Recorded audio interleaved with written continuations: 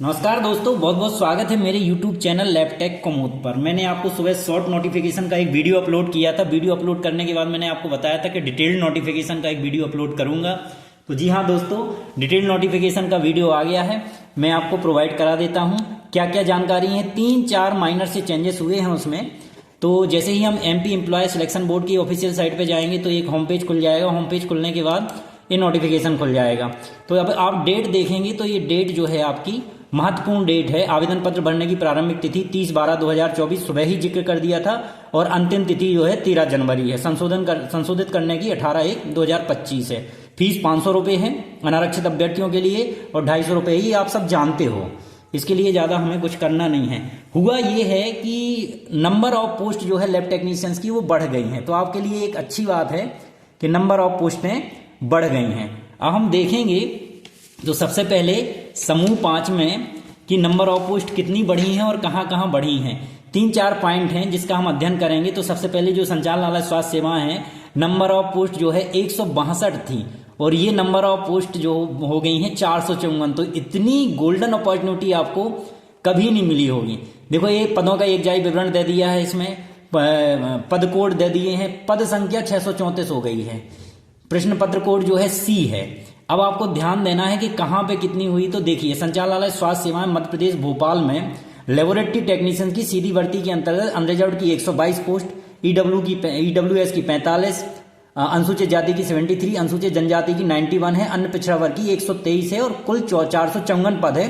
इसमें से 50% जो है वो समुदाय एम्प्लॉय के लिए रिजर्वेशन है। सतना में कोई चेंजेस नहीं हुआ है, सिवनी में कोई नहीं हुआ है, मंदसौर में कुछ नहीं हुआ है, नीमच में कुछ नहीं हुआ है, इंदौर में कुछ नहीं हुआ है चेंजेस। जहां जहां पद ऐड हुए हैं वहां का मैं आपको इसमें बता देता हूं। जैसे कि रतलाम में जो है लैब टेक्नीशियंस का एक पद हुआ है और इसके अलावा टेक्निकल असिस्टेंट का एक पद हुआ है और टेक्नीशियन असिस्टेंट का जो है 2 पद हुए हैं। टेक्निकल असिस्टेंट के 2 पद हुए हैं। ऐसे ही विदिशा मेडिकल कॉलेज में टेक्नीशियन असिस्टेंट के 6 पद स्वीकृत हुए हैं और टेक्निकल असिस्टेंट के 3 पद हैं। तो ये आपके लिए और नंबर ऑफ पोस्ट बढ़ गई हैं ताकि आप अच्छी तैयारी कर सकें। और श्याम साय रीवा में तो वही था। ये 15 नंबर का कार्यालय संचालक कमला नेहरू चिकित्सालय गैस राहत भोपाल में लैब सहायक का जो है 4 पद स्वीकृत हो गए हैं। तकनीकी सहायक के 2 पद हो गए हैं। तो कई लोगों को भोपाल चाहिए रहता है, तो भोपाल में ये आपके लिए बड़ा ही अच्छा गोल्डन अपॉर्चुनिटी है। अब हम देखेंगे कि लैब टेक्नीशियन जो संचालनालय स्वास्थ्य सेवाओं में पद थे 162, वो 162 से 454 हुए हैं। तो बहुत महत्वपूर्ण हो जाते हैं पद। इनका मैं जिक्र कर देता हूं आपको।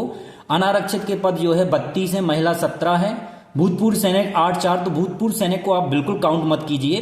टोटल नंबर ऑफ जो पोस्ट हैं आपकी वो 182 के करीब आ रही हैं और समुदाय एम्प्लॉय की कितनी आ रही हैं 149 और 80, मतलब 229 पद आ रहे हैं।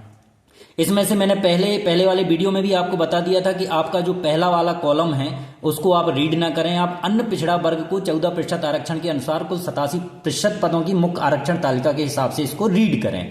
तो कुल 394 पद ही हैं आपके लिए और ये आरक्षण वार तालिका दी हुई है, इसको आप रीड कर सकते हैं।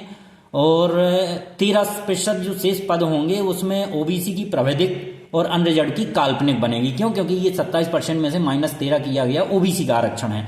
तो OBC का जो है प्राविधिक बनेगी लेकिन अनरिजर्व्ड की काल्पनिक बनेगी। हाईकोर्ट, माननीय हाईकोर्ट का जो भी निर्णय आता है उसके लिए है। एसेंशियल क्वालिफिकेशन क्या है तो मुझे बताने की जरूरत नहीं, आप सब जानते हो। जीव विज्ञान, रसायन एवं भौतिक विज्ञान से हायर सेकेंडरी उत्तीर्ण होना चाहिए। इसके अलावा एडिशनल में अगर आपकी बायोलॉजी है तो भी चलेगी। और इसके अलावा पैथोलॉजी में 10 माह मतलब CMLT, DMLT, BMLT ये चलेगा। ठीक है। समुदाय एम्प्लॉय को 5 साल का अनुभव होना चाहिए और अगर एक बार सेवा में कहीं उनका सिलेक्शन हो गया है तो दोबारा वो इस पद के लिए एलिजिबल नहीं है। तो आप ये हमेशा याद रखिए।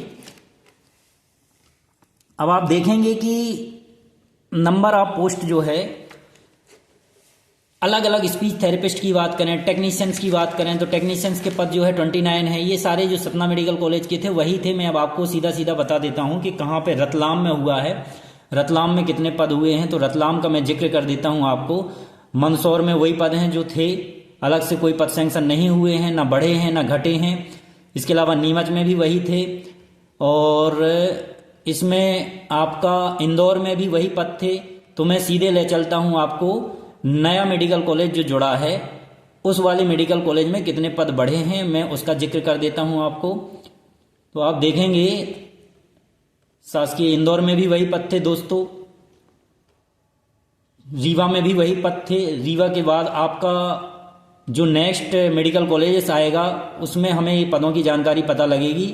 शहडोल में भी वही पद थे, मैंने आपको पिछली एक डिटेल नोटिफिकेशन में ये जानकारी प्रोवाइड करा दी थी। शिवपुरी में भी वही पद थे। शिवपुरी के बाद देखते हैं गांधी चिकित्सा महाविद्यालय स्वशासी संस्था भोपाल में पद स्वीकृत हुए हैं और ये कमला नेहरू में हुए हैं। तो शासकीय स्वशासी चिकित्सा महाविद्यालय रतलाम में भी लैब टेक्नीशियन लैब अटेंडेंट के पद हैं 12 और रिसेक्शन हॉल अटेंडेंट के हैं। लैब टेक्नीशियंस का एक पद है और टेक्नीशियन असिस्टेंट का एक पद है जो मैंने आपको जिक्र किया, ये भी आपके पद बढ़ गए हैं। रतलाम के बाद सीधा देखेंगे तो एक न्यू मेडिकल कॉलेज विदिशा जिसका मैंने एक वीडियो भी अपलोड किया था कि कुछ दिनों बाद ये वैकेंसी आने वाली है। तो इसमें देखते हैं अपन जो डीएमएलटी बीएमएलटी वाले बच्चों के लिए पद हैं वो कितने बढ़े हुए हैं। तो टेक्नीशियन असिस्टेंट के कुल 6 पद बढ़े हुए हैं। समुदाय एम्प्लॉय के लिए 3 पद हैं, 3 पद अनरिजर्व और बाकी कैटेगरी के लिए हैं। और इसमें हम देखेंगे टेक्निकल असिस्टेंट का भी 3 पद हैं। इन सब में आपको डिग्री डिप्लोमा जो डीएमएलटी एसेंशियल है लैब टेक्नीशियंस के लिए वही चाहिए। खंडवा का मैंने जिक्र कर दिया था। तो ऐसे भोपाल में कमला नेहरू हॉस्पिटल में जरूर पद बढ़े हैं, वो लैब असिस्टेंट और टेक्निकल असिस्टेंट के पद हैं। अब एक चीज और जो जान लेते हैं, वो जानना बहुत जरूरी ये चीज है, क्या नए बच्चे इसमें भर सकते हैं कि नहीं भर सकते हैं, वो एक पॉइंट है।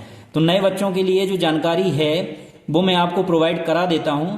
इसमें स्पष्ट तौर पे एक अंडरलाइन करके रखा हुआ है कि आपके पास ये देखिए मध्य प्रदेश कर्मचारी चयन मंडल भोपाल की परीक्षा संचालन के नियम निर्देश साफ साफ लिखा है। पॉइंट 3.2 में पहला नंबर का जो कॉलम है, आवेदक के पास न्यूनतम शैक्षणिक अर्हता आवेदन पत्र भरने की तिथि को अनिवार्य रूप से पूर्ण होने चाहिए, ये इन्होंने अंडरलाइन करके रखा है। लेकिन आपको कोई प्रॉब्लम नहीं है, बाकी के मैंने जो है दूसरे तीसरे चौथे पांचवें छठवें सातवें पॉइंट सब पढ़ लिए हैं। आपके पास अगर नहीं भी है तो भी आप फॉर्म फिल कीजिए। ये बोल रहे हैं कि आवेदन पत्र भरने की तिथि के पश्चात किसी भी दिनांक को अर्हताएं अर्जित करने वाले अभ्यर्थियों को विज्ञापित पदों के लिए विचार क्षेत्र में होने की पात्रता नहीं होगी। परीक्षाओं की गोपनीयता, शुचिता एवं समस्याओं को दृष्टिगत रखते हुए आवेदन पत्र में यदि कोई अभ्यर्थी एक से अधिक पदों को विकल्प चुनता है तो उस अभ्यर्थी को सभी चुने गए पदों की योग्यता का प्रमाण पत्र अपलोड किया जाना आवश्यक है। तो दोस्तों है क्या कि आप पद में भरिए, डिपेंड करता है वो कि काउंसलिंग के टाइम पे आपको कंसीडर करते हैं या नहीं करते हैं। आपको ये चीज याद रखनी पड़ेगी। अगर कई मेडिकल कॉलेजेस ऐसे होते हैं वो कंसीडर कर लेते हैं तो आप हो सके तो टेक्नीशियन असिस्टेंट का भर दीजिए जिनके अभी रिजल्ट नहीं आए हैं, जिनके रिजल्ट आ गए हैं, जिन्होंने अभी रजिस्ट्रेशन नहीं कराया है। फॉर्म जरूर भरें, आपको अनुभव मिलेगा और अनुभव मिलने के बाद कई बार ये हो जाता है कई काउंसलिंग में आपको कंसीडर कर लिया जाता है। इतनी जानकारी थी। नंबर ऑफ पोस्ट अच्छे से बढ़ गई हैं, आप तैयारी कीजिए। और आवेदन तो भरने की आपको सब पता ही है, सिलेबस का मैंने आगे वीडियो अपलोड किया हुआ है। बाकी आप लोग जो है, मेरा एक वीडियो मैंने प्रेफरेंस का दिया हुआ था कि पहले आप संचालनालय में भरें, फिर इसके बाद कौन कौन से मेडिकल कॉलेज है उसका पूरा मैंने चार्ट बनाया हुआ है। तो आप जरूर वही फॉलो करें, क्योंकि नंबर ऑफ पोस्ट जो लैब टेक्नीशियन की इंक्रीज हुई हैं वो हुई है संचालनालय स्वास्थ्य सेवाएं में। 162 से 454 पद हुए हैं। जो नए जुड़े हैं वो रतलाम है, विदिशा है और भोपाल में कमला नेहरू हॉस्पिटल है जिसमें 6 पद हैं। तो आपको वही फॉलो करना है। मैं इसकी लिंक मैं कर दूंगा, मेरा वीडियो वो आप जरूर देखना। फॉर्म फिल करने से पहले वो वीडियो जरूर देख के जाएं। फॉर्म अच्छे से फिल करें, एसेंशियल डॉक्यूमेंट जितना है, जीवित पंजीयन बनवा लें, अपना नई पासपोर्ट साइज फोटो कर लें, 10th की मार्कशीट आप रख लें। इसके अलावा जो भी आपके डॉक्यूमेंट्स हैं, डीएमएलटी बीएमएलटी की मार्कशीट, डिप्लोमा, समुदाय एम्प्लॉय को 5 साल का अनुभव, ईडब्ल्यूएस का जीवित सेशन का मतलब अगर 2023-24 का जो सेशन होता है उसका आपको प्रमाण पत्र रखना जरूरी है।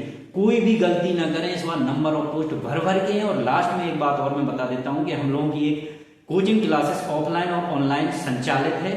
विजन ऑनलाइन और ऑफलाइन है, 2 टीचर हैं, मयंक सर हैं और मैं हूं।